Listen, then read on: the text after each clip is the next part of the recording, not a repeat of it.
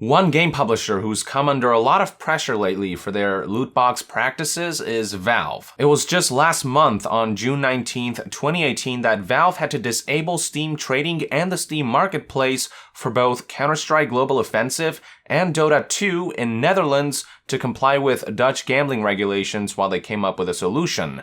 Then, earlier this month, on July 11th, 2018, patch notes for CSGO revealed that trading and the marketplace would be re-enabled, but players in Netherlands and Belgium would be restricted from opening loot boxes. So players could still buy, sell, and trade items, but Valve had no choice but to remove the element of chance if they didn't want to risk facing fines, sales bans, or criminal prosecution in those countries. But it doesn't end there. On top of all that, Valve also had to change the way loot boxes work for Dota 2 in compliance. Now, before you purchase a loot box, the game will show you what's inside it before you pull the trigger. As specified in the interface itself, the description reads, quote, "Treasures in your region show their contents before opening them." At a glance, you might be looking at this and thinking, well, that's a good thing, right? Players can now make more informed purchases. Well, as is usually the way these things are, there is a caveat.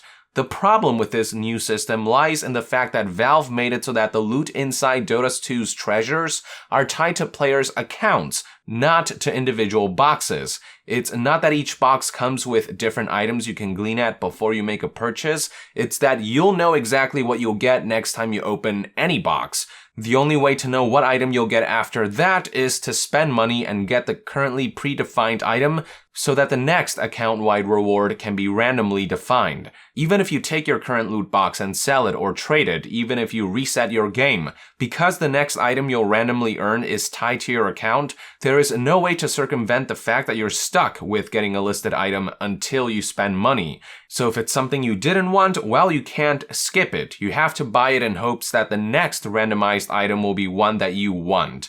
In other words, you're still spinning a slot machine, you just have to spend money on what you know you're already going to get for the next random thing. Basically, you have to buy a loot box to know what's in the next one, and there is no way around it. Granted, that's not to say that there aren't some benefits to the new system. For one, Valve apparently removed the flashy loot box opening animations that trigger chemical reactions and psychological responses that play a large part in gambling addiction, animations that are similar to ones that casinos employ for their slot machines and the like. Another significant change is that with this new system, players can no longer buy loot boxes in bulk. They can only be purchased one at a time. So whereas before one might be encouraged to buy 50 loot boxes in the hopes that one of them has the thing that they want, now you spend money on a spin, know what you're going to get, and if it's not what you want, you spin again and repeat this process one at a time until you get a desired item. That way, players might be able to stop at the 20th loot box when they get the thing that they want, rather than already having purchased 50 of them. That is, of course, if chance is even on your side. But you can see how this all still sounds pretty bad. All Valve has done is slow down the rate at which players can buy loot boxes, not stop the underlying issue behind them.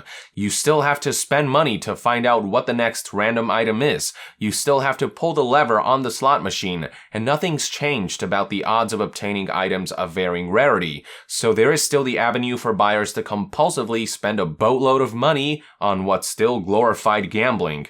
To our dismay, the Dutch Gaming Authority seems to be convinced that this is enough to mitigate the issue, as they have let Valve resume their loot box operations with this new system, or at the very least, Valve did enough to satisfy legal requirements as defined by the Dutch Gaming and Betting Act. I can't tell if the Dutch Gaming Authority conducted a proper investigation of this new system and gave them the thumbs up, if Valve looked at the law and tweaked just enough to circumvent them, or a combination of both. Regardless, this is a troubling development that sets a dangerous precedent. Valve has found a way to maintain glorified gambling in their games by simply tweaking a few parameters. Once word of this loophole starts getting out, you can bet your ass that other companies will likely follow suit, and that will only resume the incentivization of implementing loot boxes in future releases.